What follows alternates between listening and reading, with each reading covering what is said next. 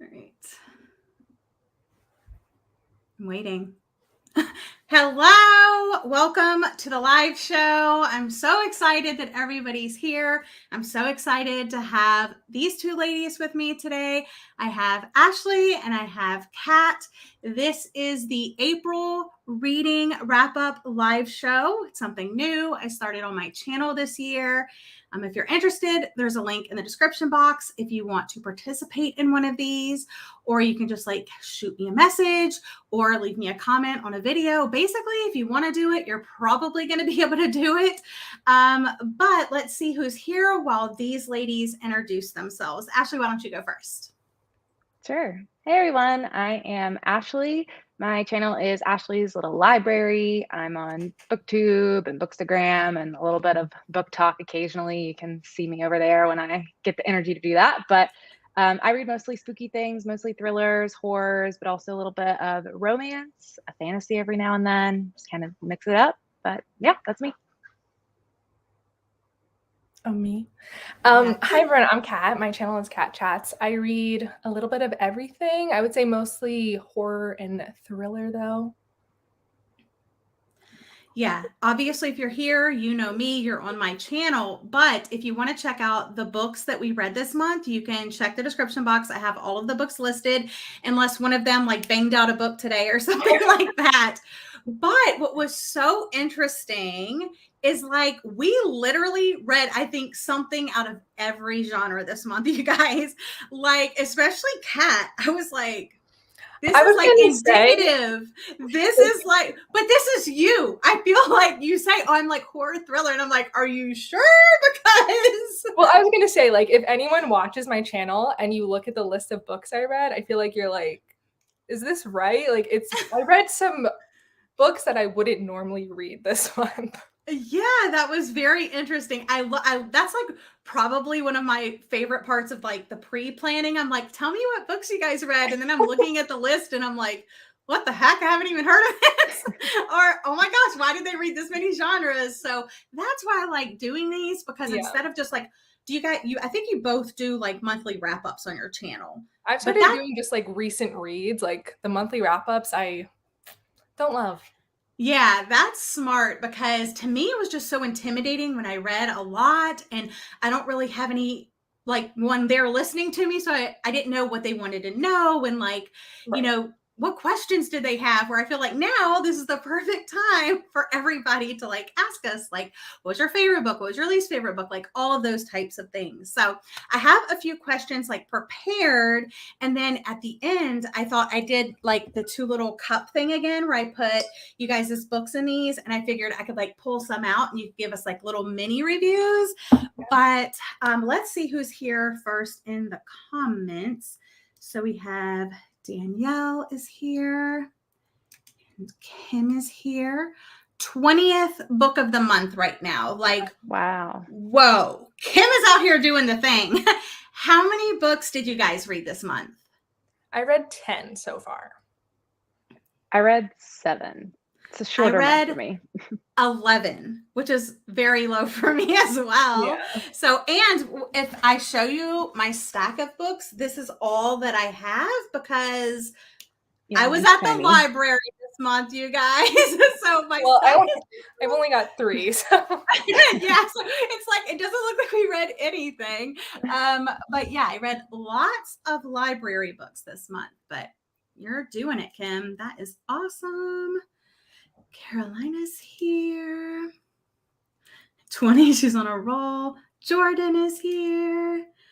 Kathleen, that's awesome. Lots of people here. Elizabeth is here. Emily is here. Lauren is here. So many people. Yeah, let's see. What does this one say? Something to Kat. I love the astonishing color of after. Hopefully you liked both of those. Patty is here. So many people. Thanks for coming, guys. All right. So we talked about how many books we read. Did anybody have any DNFs? I had one. Okay. I DNF'd The Book of the Most Precious Substance by Sarah Gran. Okay, why? It was actually like a really sad DNF. I only had like 60 pages left or And something. you're like, I just don't care anymore.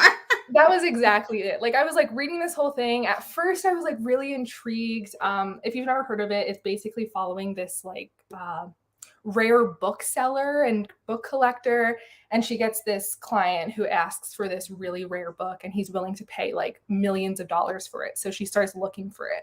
So at first I was like, this is intriguing, and it's like all she knows about the book is it's about like sex and magic. But then the whole book was just really like boring and formulaic. Like her and this guy, they would meet someone and learn like a new piece of information, and that would lead them to the next person, and they would learn one more thing, and the next person. It just went on, and then like 60 pages from the end, I'm like, I don't care. I can't even finish this. I'm just You're like, I don't care what happened with the book or the people. I just need to put it to the side. Yeah. What about you, Ashley? Yeah, I had 2 DNFs this month. The first one was One Night on the Island by Josie. I never know if it's Silver or Silva. I think it's Silver, Josie Silver. Okay. That was a library ebook, and I was running out of time, and I was halfway through, and I was like, I don't love it. I'm not super attached to it. I don't feel like dropping everything to read it. So I just kind of set it down, but it was fine. I just wasn't super invested in the romance. So what was the point of going on? And then I also DNF'd Manhunt by Gretchen Felker Martin.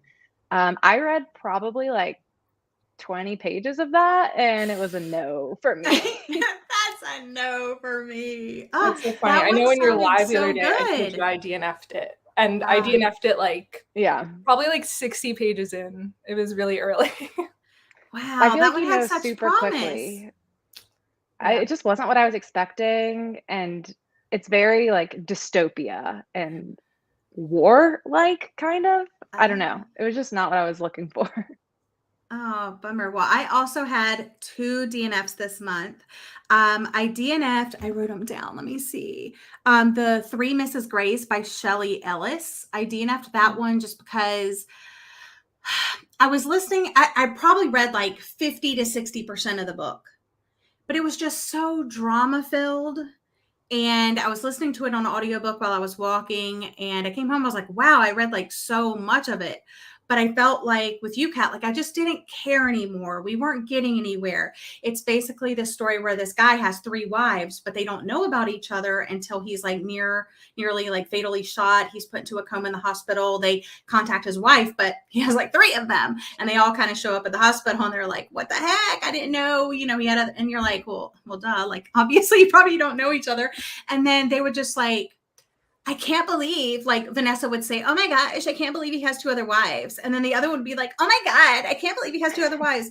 Bitch, get together, talk about it, figure it out. Like, John Tucker must die him. I know, I'm like, I'm literally 60% into this book and you guys haven't talked yet. That's a no for me. So, and then, I went to go log it on Goodreads because I was like, how much more do I have left? And like, what did other people think about it? And I was like, this is the first book in a series and I don't find out anything. Oh nope, DNF, immediately to the DNF shop. And then the other one that I DNF'd, I don't know if you were going to be like, what? But I did a whole vlog about it. By the way, mentioning my videos, I'm behind on my videos, editing and the such. So you have lots of videos that I like filmed this month that you'll actually see next month, but whatever. But I did a Catriona Award author taste test and I DNF'd The Last House on Needless Street. Really? And yeah, okay, so I'm new to horror in general. Like, I'm just new to it. And it wasn't, everybody said that, oh my gosh, it's so strange. Like, you're not going to understand what's going on. And like, oh my gosh, I hate that. I hate being confused in a book. And I already know what the twist was. Like, I know the big reveal. Like when I was watching someone's vlog, they said, I'm going to spoil it because they wanted to talk about that, why like they were feeling about the book a certain way. And I was like, I'm never reading this book. I'm watching the spoilers, So I watched the spoilers and I was like, oh, that seems really cool, to me. Of course, I hadn't read the story, but then when I picked it up, I was like, oh, that might help me understand it more, and I was just like, even knowing what I knew, I was just so bored and I was still so confused. And I felt like so many pieces of the story like didn't fit. And I was just like, how does this all come together? And again, I was pretty far into it. And I was just like, no, not gonna do this one. But I saw that Ashley and I both read Sundial. And I read that one, so yay! So that's a sneak peek for something that's coming later. But did you guys read The Last House on Needless Street? What did y'all think? I think I gave it like 4 stars. Okay. Yeah, me too. Okay, yeah. So I feel like with that one, those books that are like super weird and you don't know what's going on, if it gets spoiled, I feel like it's hard to enjoy it, because what I like about books like that where it's weird and you don't know what's going on is I'm like, what is happening? And then I can't put it down because I'm just so confused, and I love that feeling. But if you knew, then it's like, eh. And that's what I asked people on my Instagram. I was like, okay, so I know what the reveal is. Should I still read it? And everybody was like, pretty much, I said like, yes, read something else or read Sundial instead. And I literally think like 1 or 2 people voted read Sundial instead. And I was like, oh, this is bad for the vlog. This is bad for the vlog. Am I DNFing both of these books? Am I going to have to scrap this video? But anyway, but yeah, I talked at length about that in that video coming soon. I think, I don't know, sometime soon. You just have to subscribe and come back and watch it when it happens. But those were DNFs. I saw a lot of people say this, that they were, these comments are going so fast, you guys. A bunch of people DNFing Manhunt. This person also, Vanessa, DNF'd Manhunt. They talked about it was overhyped. How do you go about logging DNFs on Goodreads? Okay, so you can make a shelf, a separate DNF shelf. And then it's kind of like you can only have like certain, I looked it up, probably just Google it, like how to make a DNF shelf. I think that's like what I did, because you can only have a book either on your like read, want to read, whatever the other shelf is. And then like, so I made my DNF shelf and I put it there, and I never rate my DNFs because like, you never know. But I do usually like write a review where I say like where I DNF'd, just in case I do go back to it for some odd reason. And I usually write why I DNF'd it. Like, oh, it was the writing, it was the characters, I was bored, like whatever. So, loved Needless Street. Yeah. A lot of people, enjoyed that one more than Sundial. But then here was the funny thing about it. I was like, so I finished Sundial and I wasn't, to be honest, I wasn't really like enjoying it. But then like the latter half of the book to me was much, much better than the first part. Well, actually it was like the beginning was really good. The part where they go to the desert was a little boring, but then like towards the end, I was really interested. And then by the end, my mind was blown and I was like, oh my gosh, that was so good. I'm so glad I didn't DNF it. But then I was like, oh crap. I was like, does this mean that I need to go back and read The Last House on Needless Street? I was like, not right now. But so I'm going to let it, I'll leave it a while and then we'll see. Yep. That's what I do.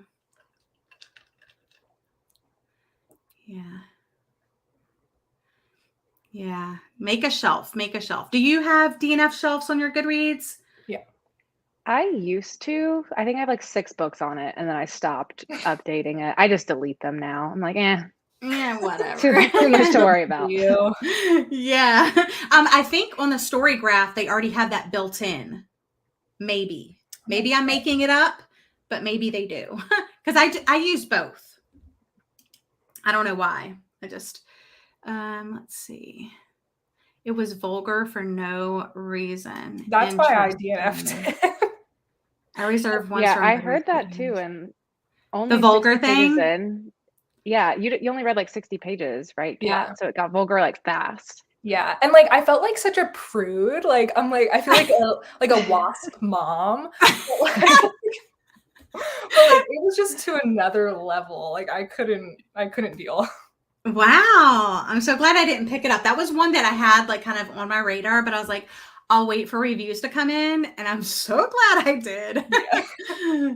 5 stars for Needless. Hey, Jesse.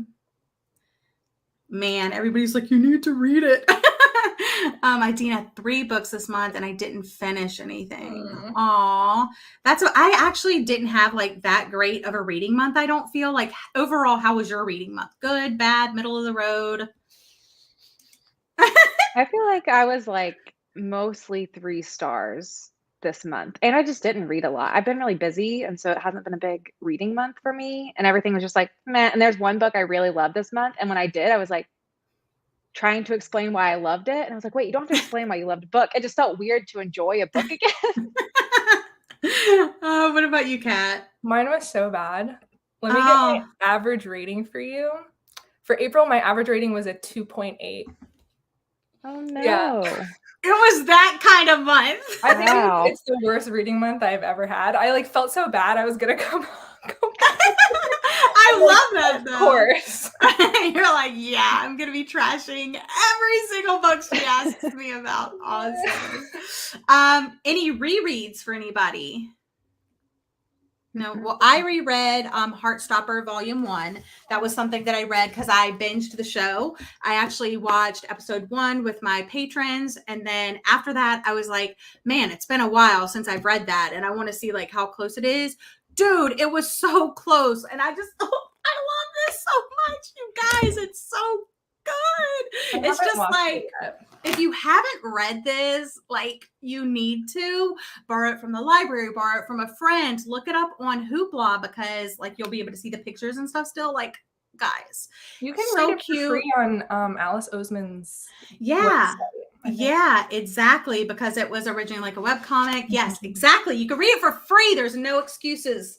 No excuses, you guys. It's so freaking wholesome. It does progressively like add more and more characters. It has great representation. The themes and topics discussed do get a little bit, more difficult, more like you might need some content warnings for like eating disorders, things like that. But overall, it's just handled with like such care and such hope. And oh my gosh, I need to shut up about it because I'll literally talk about it forever. But I did reread that one. And then I was like, man, I should have reread the whole, like the 4 volumes that I have prior to watching, but I didn't. And I binged the whole show. So I watched episode 1 with my patrons the one night. And the next night I woke up, or the next morning I woke up, read this, and then I dove into the show and I just watched them all back to back to back. So it was awesome. Book of the month.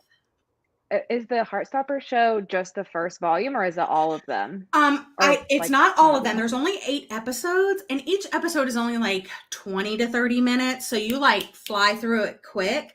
And I think it is like 1 and 2. I don't know how much in 2. I wish I would have reread it so I could know like exactly where. But it's just so wholesome because at first I was like, I don't really remember this being in there. Like the first 3 episodes were like solid. This is the book. And then the 4th episode, it was like still the book. But then I was like, oh, I don't really remember that. But it's been so long since I've read volume 2 that I was like, I don't really know. But like the casting was great. And like, in the book, like you could see on the cover, like the little leaves and stuff like that. It was in the show, and like he would go up to, Charlie would go up to Nick, and then like just like certain scenes were like directly from here. Let me see if I can find this one. I don't know. There were just like certain scenes that were directly from here, and it was just like, oh yeah, where he did the ink all over him and stuff like that. Like that was a scene directly in the movie. It was just so good. So good. Okay, sorry. Book of the month. Are both of you Book of the Month members? If you are, did you pick anything? Did you read it? I am a member. I skipped this month. I don't even remember what the picks were, but there was nothing that caught my eye. So I just skipped for the month. And then I don't think anything I read was a previous pick either. All right, what about you, Kat? I am not a member. Good for you. Old and strong for the non-members. I am a member. I also do not remember the picks, but I wasn't interested in any of them. I was a little disappointed that they came out in March and they were like, oh my gosh, we're going to have 7 picks, this month. And then the very next month they have 5 again. And it was just so confusing. But I was like, you really should have had 7 this month because maybe I would have picked something. So I'm really nervous about May, but yeah, I didn't pick anything. I'm staying strong. I'm doing a good job with my book of the month books this year. Okay, next question is your favorite character that you read this month. I think you can tell. Obviously mine is Nick and Charlie. They're so freaking wholesome. And you just fall more in love with them when you watch the show. I think mine was a character from Stringfellow. I didn't like this book, but the characters are really good. This is a super character-driven story. It's not a super plot-driven story. It's just about this group of teens. It's a horror book. A group of teens who live in the suburbs in Ohio, and there is this dark entity in the town that's trying to infiltrate their minds. And so it's like third-person omniscient narrator. You're following 9 different teenagers and just kind of wandering around with them. But there is this one guy in this story who just randomly decides to go live in this other dude's basement for 18 days without him knowing. Oh He my just gosh. holes up in his basement. He invites people over. He's just to the writing basement. it out. Yeah. And it was just so funny. I was like, I don't know why he's doing this, but this is amazing. I love it. That is pretty fascinating. What about you, Kat? My favorite, I think, was Lori from Gone to See the Riverman, which is by Christopher Triana. Mm-hmm. That is a horror novel as well. It's a novella, and it's following this woman, Lori, who is kind of obsessed with this serial killer who is in prison, and she starts writing letters to him, and they kind of form a relationship, and he asks her to go to see the Riverman and do this task for him. And Lori is one of those characters where she's not a good person. She does some really horrific stuff, but she's just a really interesting character to read from. I really like reading from characters that are really multifaceted and have different stuff going on. Yeah, they feel like real people. I feel like if you're all good or you're all bad, it doesn't feel real to me sometimes. Yeah. What did you end up rating that one, Kat? Because I read that in January or February. Oh, really? Because I know it was one of Marcy's favorites, and she got it for me for Christmas, and I was so freaking excited. She even she came on my podcast, and we were doing some horror recommendations, and she didn't recommend that one, and I was like, but what's that one? And so I ended up reading that, and I loved the first part, but then towards the end, it felt like a weird fever dream. And I was back to me not understanding what was happening. So I was like, what? Mushrooms? What? Did I take some mushrooms and not know what's happening? And I had talked to Marcy about it, and she said, what did she say? I forget exactly what she said, but I was like, that was it. It was just this voodoo magic trip. And I was like, but I needed to know. Then the very end, I liked. So I felt the exact same way. I'm hovering between a 3.5, 4 stars, because I did really enjoy the beginning and the very end, but I didn't really like the sort of fantastical, magical, whatever. Is it cosmic horror kind of? I don't know what I'm new. I'm a noob. I have no idea what cosmic horror even is. Ask Marcy about that. Marcy Reed. She knows all about that. But I have a hard time with horror in general. Like I said, totally new to the genre, really. But when it's so based in reality, you're even though this is messed up or whatever, and then you're following along okay, this could really happen, type thing. And then you get to this weird fantastical and you're like, what are they talking about? I love that. I'm going to have to pick that up. You might I still enjoyed it, and I didn't know that was in there. I think if I knew, I would have been more on board for it. But when it started happening, I was like, what is going on?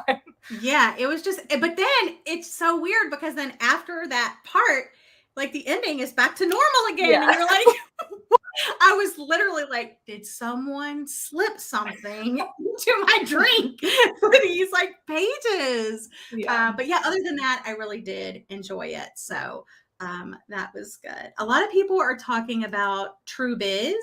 And that's the one with ASL in it, which I didn't know that. I'm glad I didn't pick it. That was the only one I probably would have picked. But knowing, like Jordan, I watched her vlog about it, and I was like, I probably won't like it because I studied ASL in college for like 5 years. All of my teachers were deaf. And I took interpreting classes. I was going to be an ASL interpreter, all of this. And just knowing that I was like, I don't think I would like the book because I heard it was like a slice of life story. And then this is what people think is going to be for next month, the Hacienda for book of the month. Yeah, that's their clue that they have up right now. How they're doing like the zoomed in book cover hints. It's the Hacienda. Yeah. And I guess people are excited about it because it's like their first horror pick, like book of the month's first horror pick or something. But I read the synopsis of that one and I'm like, I will be confused. I don't think I will like it. Are you thinking you might pick that one, Ashley? Yeah. It depends on what the other options are, I guess. It wouldn't be my number one pick. It's on my radar, but it's not one of my most anticipated releases. But if there's nothing better, then I'll pick it up. Yeah. Hey, Sara. Okay, so favorite plot of the books that you read? You want to go first? Yeah, I'll go first. Rabbits by Terry Miles. This book was so wild, unlike anything I've ever read, because it also, like at the ending, I didn't quite understand what was happening, but it was only like, like this much of the ending and all this was amazing. So I forgave it. I was like, I don't think I'm supposed to understand actually like what's going on. So, because it's sci-fi, which I do have. I mean, believe it or not, I know the other live show I was telling you guys that I read like a historical fiction. Now I'm reading sci-fi. Who am I? But yeah, so I read this, really, really enjoyed it. It's a techno thriller is what it says. And it's about this mysterious alternate reality game.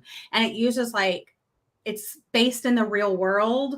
And it's kind of like a follow the clues conspiracy, theory kind of thing where you'll start seeing links. Like in this one, it says, I don't think it goes, but it says like you'll look at the clock and it says, 4:44, and then you go to the store and you buy something and it's $4.44 and, things like that. So it's just like kind of clue based. I love books like that. But this plot, it was like, this book takes over your mind though. Like if you're not into that sort of thing where it's like you become obsessed with like figuring it out, what's going on. Is it real? Is it not? What happened to this person?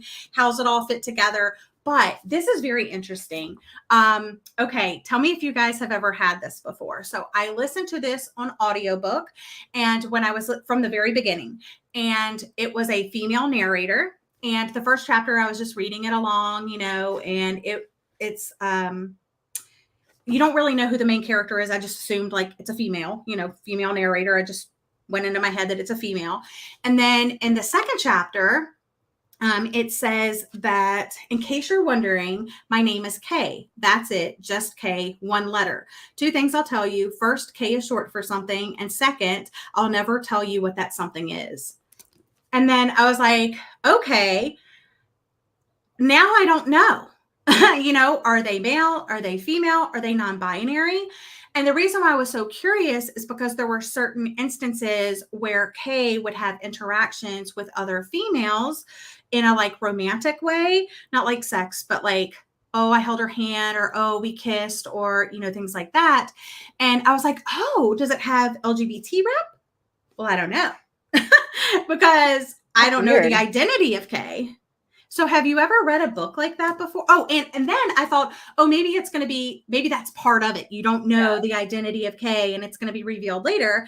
So I reached out to my friend Jordan, who actually recommended the book too. And she had read it. And I was like, is Kay male or female? Like, what's going on? Are they non-binary? Like, what's the deal? She's like, well, I totally read it as like that Kay's, female because of the narrator.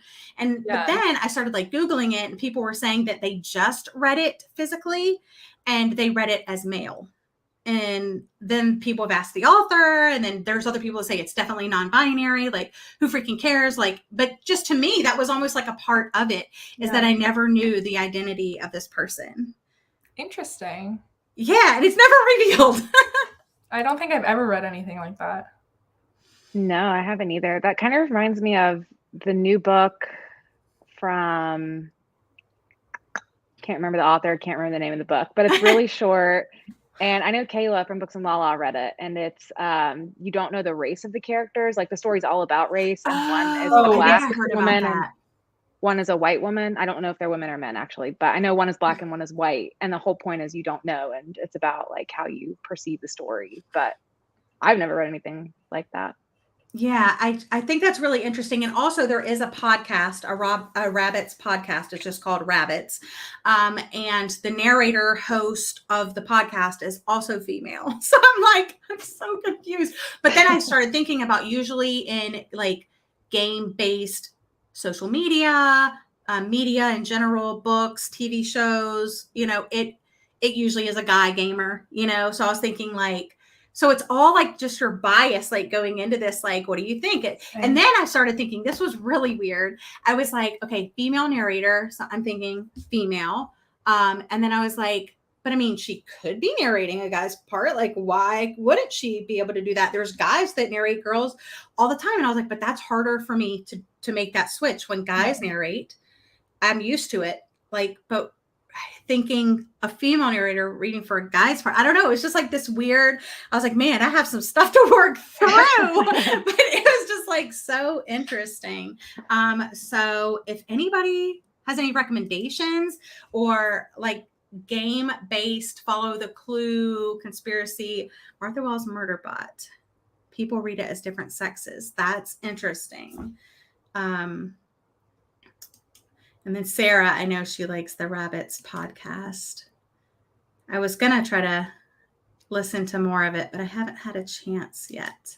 But yeah, that was a very interesting experience. But favorite plot for sure. What about you guys?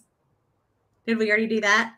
We did. Okay. No, I think mine's Sundial. I really loved Sundial. I like this more than The Last House on Needless Street, actually. And what makes it my favorite plot is the explanation of what's going on. I think was really unique and something that I've not seen done before. So I thought it was really good. I can agree with that. The basic plot, if anyone doesn't know what the basic story is, not the plot twist part of it, but you're following this woman who is a mother and she has 2 kids, and her oldest daughter is kind of creepy. She's just like doing some creepy things, creepy drawings, keeping animal bones, just like creepy kid vibes. And she worries that she's going to injure the younger daughter because some things start going on. So she takes her older daughter back to the desert where she grew up in this town called Sundial. And they go out to the desert together, and they're both kind of acting weird. And you get the vibe that one of them might not make it back alive from this desert trip. So that's kind of the setup of it. But when you learn the mother's backstory and like how she grew up and what was going on and everything of her history, it was so interesting to me. And like one of the coolest horrors I've read in a while. Yeah, it was very interesting. I think my favorite, I had slim pickings, but I think it was We Need to Do Something by Max Booth III, which is a short horror novella. And it basically just follows this family who goes into their bathroom to hide out during a tornado. And I feel like off the bat, you're like, well, what could happen in this bathroom? Because they end up getting stuck in there. But it gets pretty wild. So interesting. Okay, what about favorite writing? Someone else go first. I think mine was The Death of Vivek Oji. The writing there is so beautiful. I didn't love the book. I gave it 3.5 stars. I thought it was like good, but not great. But like the writing really, really stood out to me. And I will definitely be checking out some other stuff from the author. Nice. Do you have yours yet, Ashley, or do you want me to go? I think I would maybe say, this is an arc, so it looks a little weird, but Woman Eating by Claire Kohda. It was like a 3-star for me too. Not an amazing story, but the writing was just really cool. And I don't know, just kind of like a movie and very just like slow and dark. And I felt like I could hear music playing in the background while I was reading it because it was just so atmospheric of pulling you into the character and this life she's living as a half vampire creature trying to make it through in life. So yeah, not the And you best book also I've made read, a but very fun video with that book. You're reading like an A24 film video. Guys, that video, I'm obsessed with it. I'm like, Ashley, please make more. It was just so calming. It was like those read with me videos, but like different, you know? And it was just so good. I loved that it. was how this book feels, which I've wanted to do that video concept for a while. And then when I read this book, I was like, this is the perfect one to do it with because this book feels like that. Yeah. Well, for my favorite plot, I would, obviously say Heartstopper or Rabbits. But if I want to try to do something different, I read 2 Sandie Jones books this month, The Other Woman and The First Mistake. And they're mysteries. They say thrillers, but they're not thrillers. They're mysteries. And the plot twists of these were like new and different to me, or maybe I just wasn't expecting them. They're nothing mind-blowing, but you're just kind of along for the ride. You just have to go into these hoping to have fun. These are like poolside reads. These are like what they say, like popcorn thrillers, but it's like a popcorn mystery. Like, don't go into this thinking it's going to be your favorite book of all time, but the characters were interesting. The plot was fine. And at the end, I rated both of them 4 stars. So, that's a good time. Yeah. Did any of you participate in like a readathon or a challenge this month or a book club thing or anything like that? I don't think so. Well, I did a book club. I read 9 Lives by Peter Swanson, which is Gabby's book club pick. And then I'm hoping to read All Her Little Secrets, which is Kayla Books and Lala's book club pick. But I didn't do a readathon or a reading challenge. No, I don't think so. Okay. What about you, Kat? I kind of did, but also kind of didn't. Manhunt was actually the book club pick for the book club I helped co-host, which is Stacks of Strange. But I read that, tried to read it in February, I think. So I didn't attempt it for a second time, and I didn't do any other books for readathon. Yeah, you're like, no, I'm gonna not. You guys good. Awesome.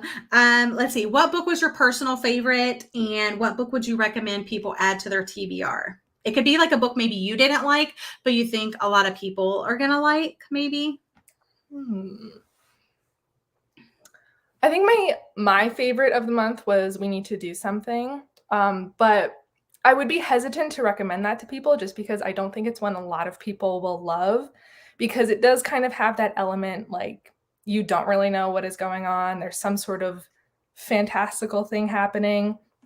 And the ending is so incredibly abrupt, like in the middle of a sentence abrupt, which I think a lot of people will hate.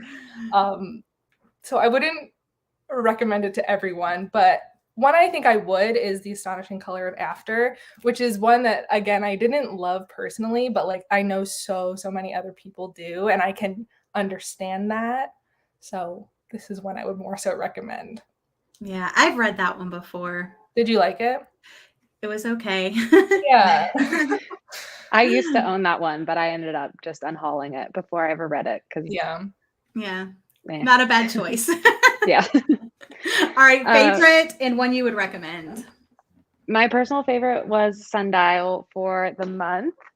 And one I would recommend the most is probably My Dearest, Darkest by Kayla Cottingham. This is a YA gothic sapphic boarding school horror. So all the buzzwords of things people really like right now. And it's supernatural, it's creepy, it's cute, spooky. I feel like it's just something a lot of people are going to like. Nice. Well, I didn't really have a great reading month, so I'm just going to go back to these 2 again and say this was my favorite, and everybody needs to pick up this. I know I'm a broken record over here. But the only other 2 books like I really have, I read this for the sci-fi blog as well. So I'll share my thoughts about this. It's a new one. It just came out in March. And then the other Sandie Jones that I had. But then you'll really hear all of my thoughts of all the vlogs that I did. Like if you haven't already seen them, they're coming soon. So let's just let's just save the I didn't really have a great, I had like the 2 DNFs, I had some 2 stars, I had a 1 star, I had lots of 3 stars. Like I had several 2 stars, you guys. What was Someone the earlier 1 said that star? they, what? What was the 1 star? The 1 star was that book I just held up. It was just, it was so funny because in the vlog, like I hate giving 1 stars. I like literally hate it because I just feel so bad because I know they poured their heart and soul into it. They obviously believed in the story, that they sent it out, you know, and they had it published and there's an audience for it. That's the thing. But it is sci-fi. I'm, you know, new to sci-fi.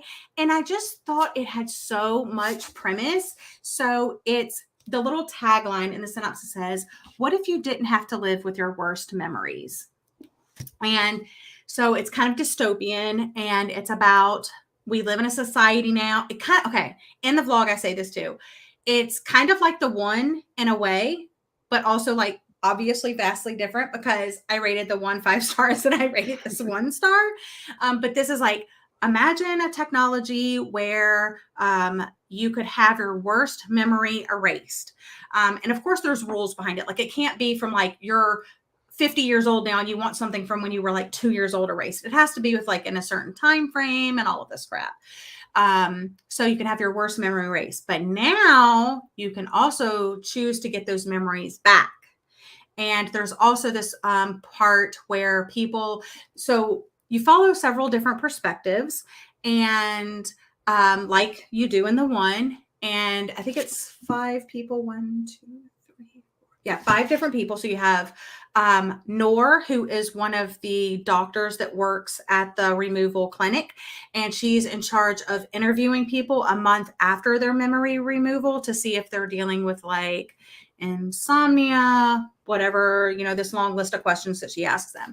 And then you follow 4 other POVs, and it's told in 4 parts. And in each part, you have this long chapter, like this 20, 30 page chapter, 40 page chapter from each perspective. And it's kind of like, I don't know why it was written in parts instead of just telling the story and just like switching perspectives like more quickly.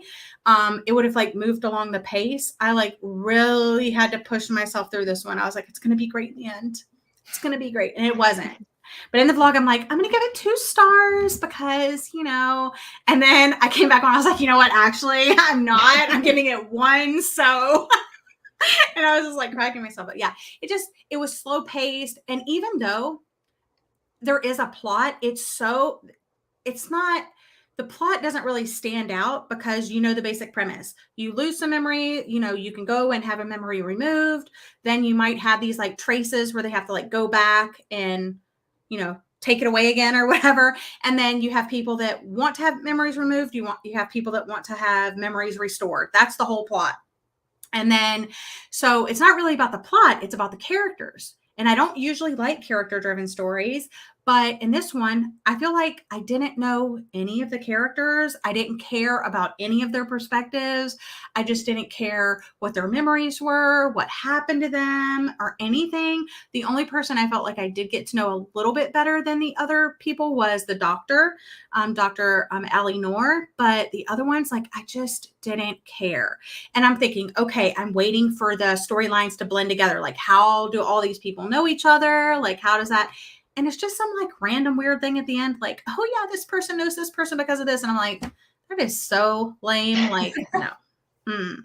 So that's the one I gave 1 star to. And yeah, you can hear all my thoughts in that reading log coming soon. It took me 4 days to read that book. It was too long. If it would have been like 250 to 300 pages, they probably could have taken out a bunch of the trash, the slow moving parts, and like got with it. But they didn't do that. They made it over 400 pages, 429 pages. I remember because I kept checking. It's burned in there.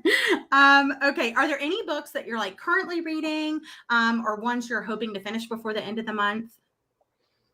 I'm not currently reading anything. My plans for like the last week, I am going to do a reread actually of My Lovely Wife. My goal for the last week is to read some good books. So nice. I'm hoping this holds up upon reread. And I'm also planning to read, it's called Any Man by Amber Tamblyn, who is from the Sisterhood of the Traveling Pants. Randomly, I saw this book and I was like, this name sounds familiar. And I looked it up and it was her. And you're like, okay. But it's a thriller about a woman who is a serial killer. So I'm very interested in that. It's a short one too. So I'm hoping this pulls through for me. Nice. Yeah, I hope good so. luck. I hope you have some great reads Thank last you. week. Thank you. Yeah, I have a couple more I want to read. I have high aspirations. I probably won't get to them all, but I do want to read all her little secrets for Kayla's book club, and there's Spring Fling a Wing readathon going on next week, so might do it in that time. And then I really want to read Magpie by Elizabeth Day and The Long Weekend by Jilly McMillan. But there are only a couple of days left, and I'm a busy lady, so yeah, there's only so much time. I feel like I definitely get busier in spring and summer, so I do have less time to read. So I have 2 nonfictions that I'm working on. This is actually a carryover from the previous month. So I've been reading it in March. I read it. I'm reading it this month. I'm still reading it. I was like, I can finish it before the live show. Yeah, no, I couldn't. So I tried. I made a good dent, I'm more than halfway, but it's nonfiction. It's Cheryl Strayed's advice column when she was Sugar, and people would write in, "Dear Sugar, here's my life problem," and then she would write back. And I think it's just really funny how she would answer these, because I've always been obsessed with advice columns and how are these people so wise, but I'm they're really not. They're just normal people, and I feel like I help people better when I'm looking at an outsider's perspective anyway. When you're in it, it's so hard, but I could give my friends advice about guys all day. But in this one, she's like, "Okay, I heard your question, but let me tell you this random, weird, totally unrelated story, and then maybe we can connect it together." And it works in some weird way. And I'm like, okay, I like that. But I read Wild last month. I was reading this as well. And then I was hoping to do a reading vlog of them. But yeah, that never happens. But I have another idea. But it's interesting, but I'm slow going with that one. I've mentioned it before on my channel, but I have insomnia. So I'm I'm going to do a video about fixing my sleep. And I'm currently reading The Sleep Solution, Why Your Sleep is Broken and How to Fix It by W. Chris Winter, MD. And guys, this book is so good. Oh, who would think that I would be this obsessed with a nonfiction, right? But this guy, he actually practices in Virginia, in Charlottesville. And I'm I'm in Virginia. Should I go see this guy? But anyway, I borrowed it from the library. I actually checked out 3 different sleep books, and I sat outside and was reading this one first. And not only is it super informative, but it's freaking hilarious. And I was sitting there, my husband's doing whatever outside, and I'm reading this, and I'm like, oh my God. And he's like, what? And I'm like, oh, nothing. And I'd be reading another page, and I'm like, oh my God. And he's like, what are you reading? I'm like, oh, just a book about sleep. Just a nonfiction. Hilarious. I was like, right now, right this second, I'm putting this back in my library bag, and I'm ordering my own copy, because I was I want to be able to underline. I want to tab. I want to do the whole thing. It's just hilarious. So that's this one, hoping to, obviously I'm reading. I wish I would have finished it this month, because I have had so many bad nights of sleep, so many disrupted nights of sleep. Let's say that. But those are the 2 books that I'm hoping to finish. But now I thought I could do my little mystery mini book reviews for you guys. So I think yours are in here, and I think Kat's are in here. We'll go with Ashley. All right, let's see what she's going to tell us about, you guys. And then I woke up. Is that yours, Ashley? Okay. Yeah. You're great. That's what I chose. This one's just going to be hard to talk about because, okay, this is a tiny little novella. I don't know if it's even out yet at this point. I don't think it's come out yet. April 12th. Okay, so it just came out a couple days ago. So I was reading an ebook of this, and I read the first 50%. And then I had to go do things, and then a week passed, and then I went on a trip, and then I read the last 50%. So I had a very disjointed reading experience, but It's so confusing and so hard to explain.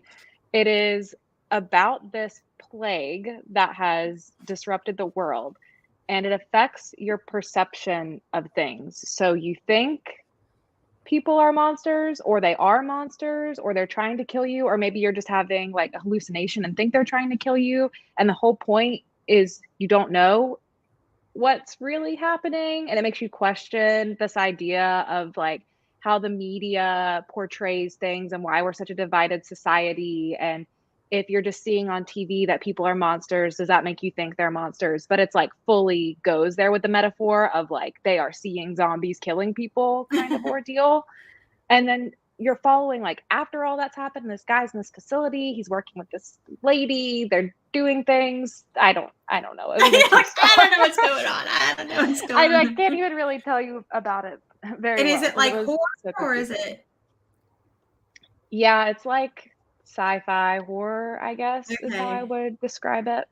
Okay, interesting. Okay, Kat, let's get ready to hear some books that you didn't like. Okay, maybe I'll pick like the one that you semi-liked. All right. The Cabin. Okay, this one was fine. Okay. Good. So The Cabin by Jacinda Wilder. This is like just your stereotypical cheesy romance. You're following two couples. In the beginning, you're following this married couple, and the husband is an author, and he finds out that he has cancer and it's terminal and there's really nothing they can do. So he doesn't tell his wife for a long time. And then while he's like dying, he writes this last book. And then he basically buys a cabin for her and then buys a cabin for his friend that had previously lost his wife. And he gives the guy this book that he wrote, and then sends them both there and dies. So it's like the romance between the wife who just lost her husband and this guy who years earlier lost his wife. It was just, like I said, your stereotypical cheesy romance. I think I gave it 3 stars. The only reason not the only reason, but one of the reasons I didn't love it was because this book that he gives the guy, it's a romance story, but the main female character in it is basically his wife, and he like writes all these things about her that are true, and that's how the new love interest like learns about her, and he like uses it to woo her. I'm like, this feels weird. Like, I don't like that. Instead of like annoyed. him organically learning that part about her, like, it's like he already kind of knew about it. Yeah, he reads in the book that she like loves mimosas. So like one day he brings her mimosas, and she's like, "Oh my God, like how did you know that?" And he's like, "I don't know, just did." Because of course he doesn't tell her that he knew the husband. Like this whole thing. I don't know about that. Oh man. I was gonna see what some people are reading. Let's see. Lena says, reading 56 Days and I'm enjoying it. Did any of you read that book? Mm-mm. What did you think, Ashley? I loved it, but I know a lot of people didn't, but it was a 5-star for me. Nice. It was okay. Yeah, I thought it was fine. And then Elizabeth said that she's looking forward to, and then I woke up. So hopefully she has. I like how you guys did not that. Sell it at all. But y'all did that book swap. Mm-hmm. And I didn't get to watch her video of the book that you gave her yet, but I watched the one where the book that she gave you, and you were like, yeah, no. But you were also sick this month, right? I was. Yeah, I'm still coughing. I don't know what's going on, but I'm sorry. I hope you get better. Is it allergies maybe? I don't know. I thought it might have been bronchitis, or it could really be anything. And now there's allergies also mixing into it, so that doesn't help. But I'm feeling fine. I am just like coughing. Yeah. Jessie says she just unhauled 56 days. So all of us are like, it seems like my group of friends is all on Pango Books now. I know, Ashley, you're on Pango Books, right? And then are you, Kat? Do you use Pango Books? I haven't gone in yet. It's kind of dangerous though, because I listed like 90 some books, and I made like $150. So then I just kept it in my account, and I just started buying all these books with like, because I mean, I could have cashed it out, but like, what was I honestly going to spend it on? Probably more books. Like, True. and I don't mind used books. I know some people are like, "Ooh, used books," but I'm like, give me that cheap book. I love it, and I like that you can find like older editions of books and stuff like that. So, but finishing up Dark Roads by Chevy Stevens, The Homewreckers by Mary Kate Andrews. Well, good luck in finishing it. I hope you're enjoying. I think I have that on my TBR. All right, next mini review. Ashley, here we go. This is a good one because I know you had some thoughts on Instagram about this one. 9 Lives by Peter Swanson. Oh my gosh. Also a terrible book. Oh my gosh. Well, it's funny because I think it was on Jesse's reading sprints, like not obviously tomorrow, Monday, but last Monday. And people were talking about that book, and we had mentioned like some of the things that you had mentioned on Instagram, and people were like, oh my gosh, that sucks so much, and stuff like that. But all right, mini review time. Oh my gosh. Okay.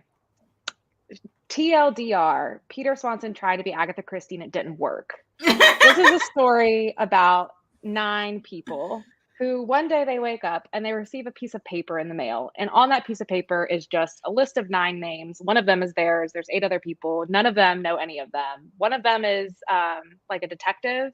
So you see her perspective a little bit, starting to investigate it.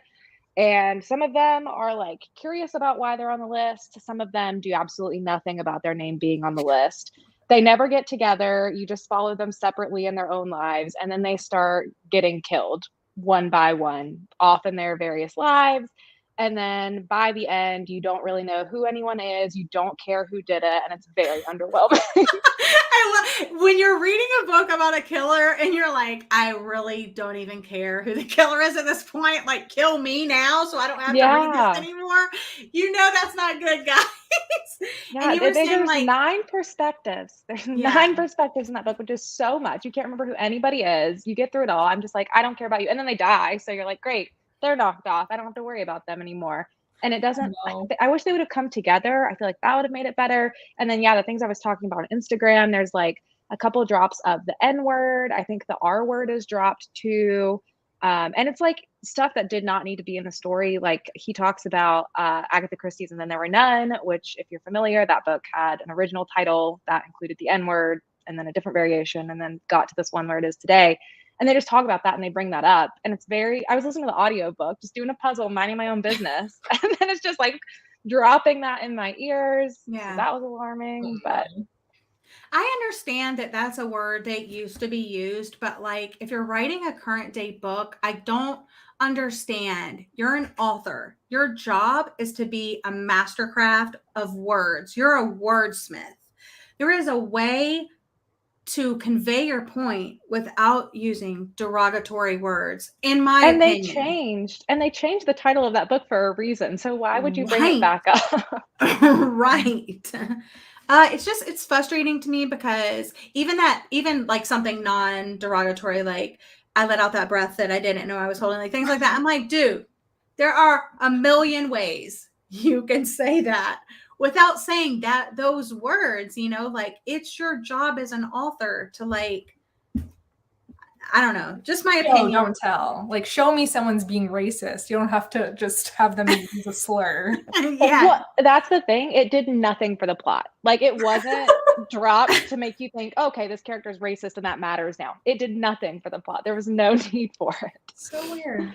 Yeah, that's unfortunate. So, yeah, I'm going to pass on that one.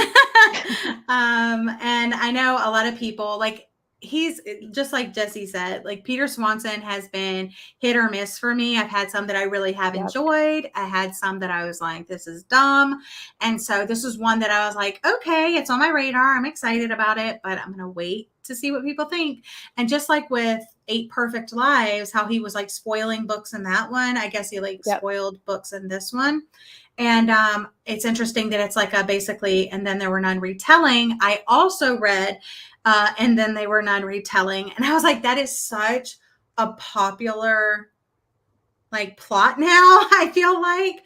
I read They All Fall Down by Rachel Howzell Hall.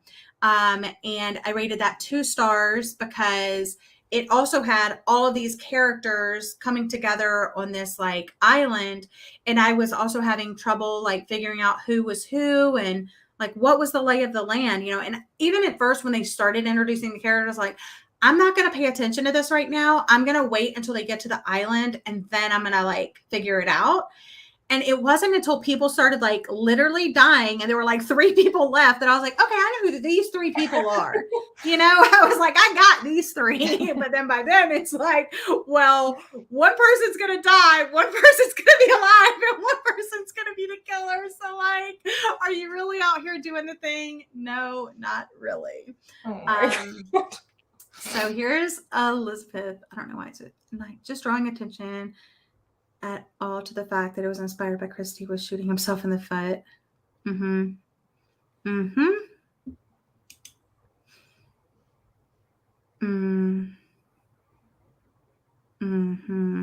She just unhauled 8 perfect murders. I saw that. Yeah, not unharmed. I got you. Unhauled. Okay. Let's see. I'm gonna do one more. Let's see. Cat. Bright Side by Kim Holden. She's like, can you pick another one? So, okay, what genre is it? I don't even know what this book is. So, okay, yeah. First of all, this is the worst book I've read this month. Okay. Nice. This is like a new adult romance. Okay. And I guess what I'm going to say might spoil the book, but I feel like if I was going to read this book, I would want to know this is what it's about, and it doesn't say it at all in the synopsis. But basically, it's following 2 people, and the girl has terminal cancer. Again, another terminal cancer book. And she doesn't like tell anyone that she's going to die, but she meets this guy and like starts a romance with him, obviously. Never in my life have I hated a character as much as I hated this girl. Like... Don't say it, Kat. Don't say she had cancer and I knew she was going to die and I was okay with it. Don't say it. I didn't say it. But so this came out, I think, in 2014. Okay. And that was like the era of the like manic pixie dream girl, not like other girls type of character. And she just... The Fault in Our Stars, John Green energy. Exactly. And it's like five feet apart, like all those books. Like she only drinks her coffee black, and that it makes her so much better than creamer anybody. like other girls. Yeah. She only thrifts her clothes. She... like they were in college and her roommate like drank alcohol and hooked up with guys, which she's 18 years old. Who cares? And she was like a whore. She was like, had to be like put to hell. Hated her. What else? Like, I don't know. She just listened to the coolest music. Nobody knew the music she listened to. And she was also from California, and the author just really wanted you to remember this. So she had her use the word dude. Like, I was reading an ebook and I looked it up. It's a 400-page book, and the word dude was used 180 times. Oh my gosh. And it's wow. Like, poor California. I hated her so much. I hated her so much. Oh, that's interesting. Very, very interesting. If you guys that are watching have any specific questions for us about any of the books that we read, please start asking them now. But I wanted to get to some more of the comments. I haven't read either one of these books, but someone was asking about The Overnight Guest or The Family Plot. Have either of you read any of those? No. I've read The Overnight Guest. It was pretty middle of the road for me. All right. Let's see. What other questions? But yeah, not a great reading month for me personally. Hoping next month is better, but you never know. You never know. Do you guys plan out what you're going to read the next month? Or do you are you just a total mood reader? I'm a mood reader, but I'm also a Virgo, so I do have a plan. I'm a mood reader with a plan, guys. I am, my like, I'll be moods. like, "These are the 8 books I would like to read in the month," but then there's, like, 4 more that I know I might be in the mood for, and then there's a couple backlist books that I'm really trying to squeeze in there, so we'll see what happens, but I have a general idea. Nice. Yes, you can. Comes in handy sometimes when you need to Yeah, fuel some rage. yeah, I don't know how to do that. I don't read ebooks, but yeah, that's annoying when things are repeated so much. Yes. Mhm. Yes. That was intense. We'll never forget that in Colty.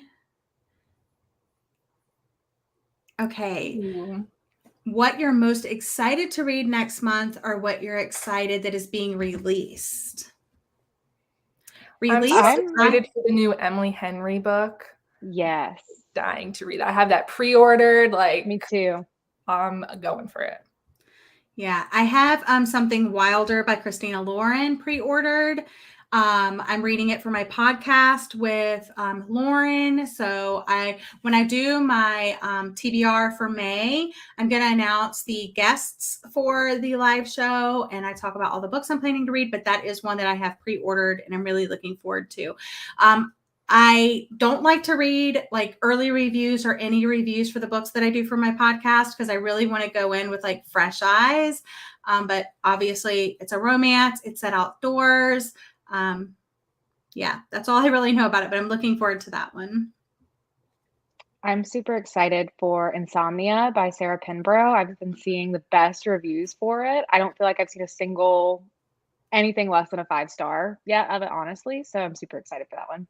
Yeah, I'm hoping that Book of the Month comes through with some really good picks this month, because I would like to at least pick up like one Book of the Month book that like maybe I wasn't thinking about. And that would be one of them that I would love to see, because I have insomnia. So relatable. I think that would be really great. All right, let's see what else. I know you always have to bring that up. A mood reader. Yep. I'm also a mood reader, but I've been trying to plan my TBRs, but like I had a TBR for this month. Did you make a TBR for this month, and did you stick to it, or what happened there? I think I did pretty good. I think I'm missing a few off the ones I had planned, but that's okay with me. I went off the rails. I was like, I'm going to read all of these cool books. And then I was like, I kind of want to get this book from the library. And then I was like, oh, they also have this book. And they also have like these Catriona Award books. And they also have this book. Because it all kind of started where I was reviewing my like goals. I was looking at my goals that I had set for myself at the beginning of the year at the end of March.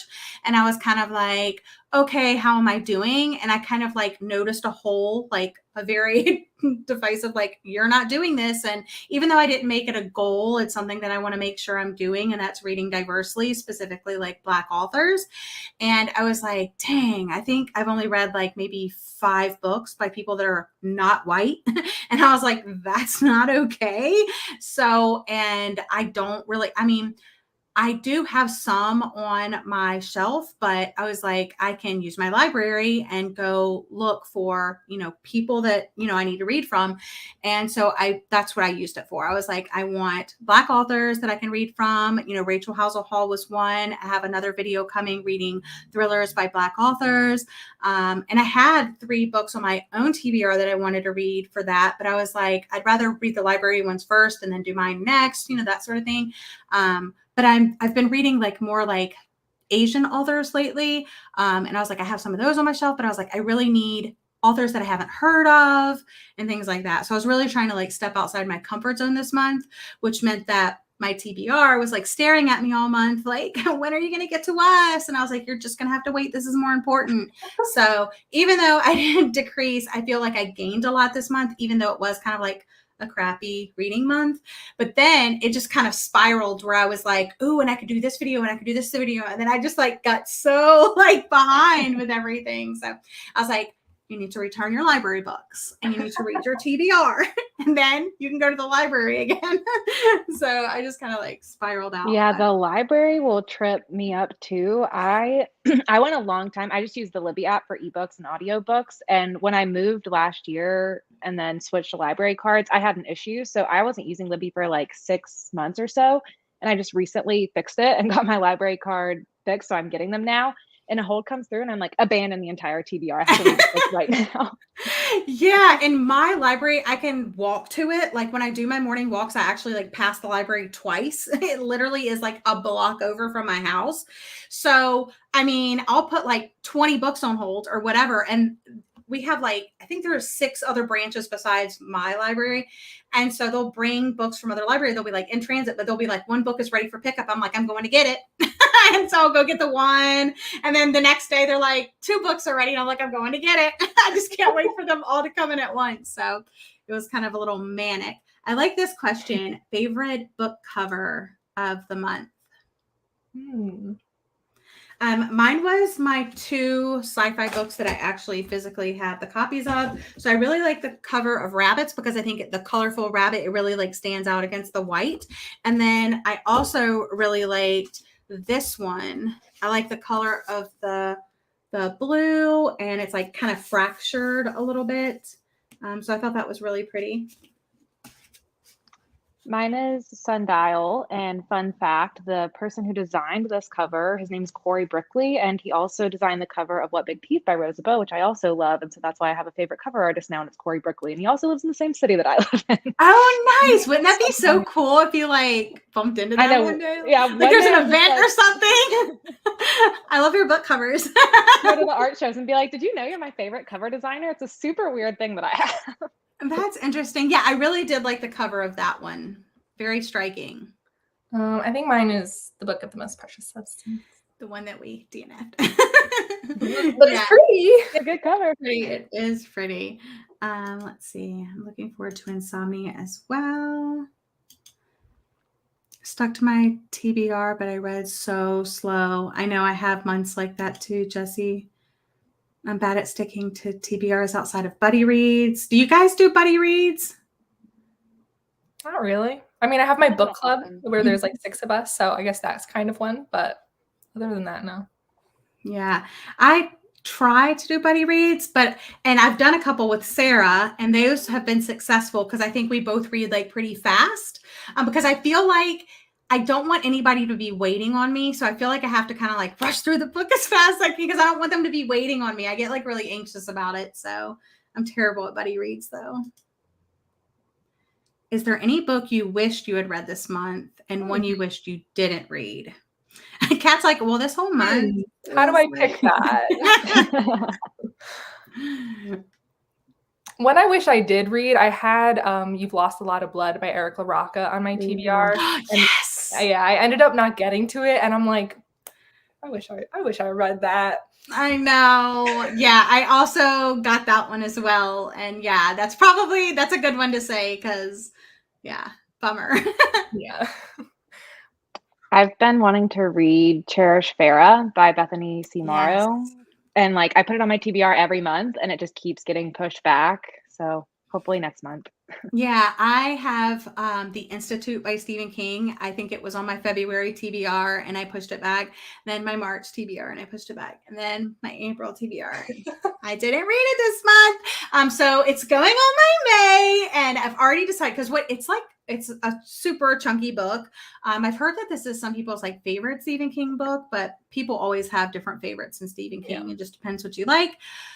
But it sounds like a little bit sci-fi. So I'm kind of in my sci-fi era right now. Might as well. But I keep putting the audiobook on hold and then I get it in when I'm in the middle of another book. Yeah. So I send it back because I'm also one of those people. I feel bad making people wait if I don't know if I'm actually going to get to it. So I'm like, send it back. And then I finish my book and I'm like, well, crap, now I don't have the audiobook. And so that keeps happening to me. So I was like, this month, well, not this month, but in May, if I'm in the middle of a book and the audiobook comes through, I'm abandoning the other book because it's just been too long. So The Institute also, I just feel like I want to read all the books that I have. So all of them. I wanted to read all of them this month. I don't. Yeah, think there's you like guys 100 back understand. here. I wish I would have read. Exactly. Like I want to read all of the things. And also I feel like I haven't been reading much romance, and I know that I read a lot of that in the summer. So I'm trying to get through as many of the other sorts of genres that I have right now, get through all the thrillers, get through all the horror, get through the sci-fi, get through all that. Because I know when summer comes, it's going to be romance, romance, romance for me. So, all right, let's see. I do. I talk back to him. Oh my goodness. I know the Institute is so good. My favorite Stephen King. Favorite horror books. I feel like these ladies definitely read more horror than me. I think one of the horror books, it was like one of the first ones that I read that kind of sticks out in my mind, is the Southern Book Club's Guide to Slaying Vampires by Grady Hendrix. I really enjoyed that. Gave it 4 stars. Read it in a day. Loved it. The first one that comes to mind is like one of the first books I read this year, and it was so good. And it's A Certain Hunger by Chelsea G. Summers. It follows this food critic who turns into a cannibal, kind of. What is it called? Now I need to. To Be Devoured by Sarah Tantlinger, which is a horror novella, and it follows this woman who becomes really obsessed with like the vultures flying around her house, and she thinks they're like so strong and powerful and beautiful, and she thinks that they're like that because they eat roadkill. Interesting. Weird ones, but good Yeah. ones. One that comes to my mind, The Cabin at the End of the World, Paul Tremblay. That's kind of the book that got me into reading horror a couple years ago. So that's usually one of my first go-to recommendations.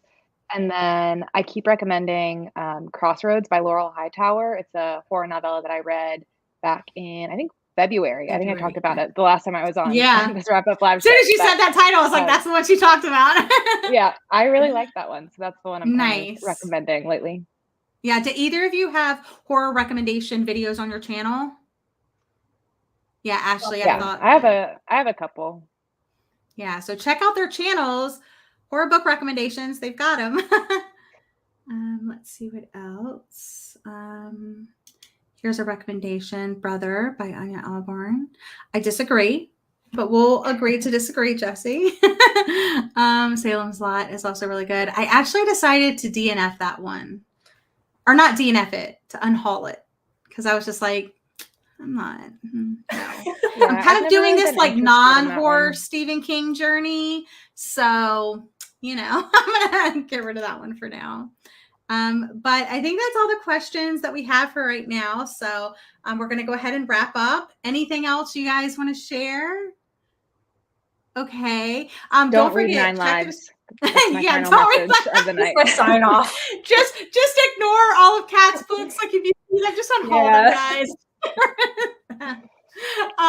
But their channels and their Instagrams are linked down below in the description box. Please check them out. Love both of these ladies. Hope to have them on again soon. Thank you, ladies, of course, for being here. Thank you guys for showing up and watching. We'll see you guys in another video, time, space later. Bye. Bye.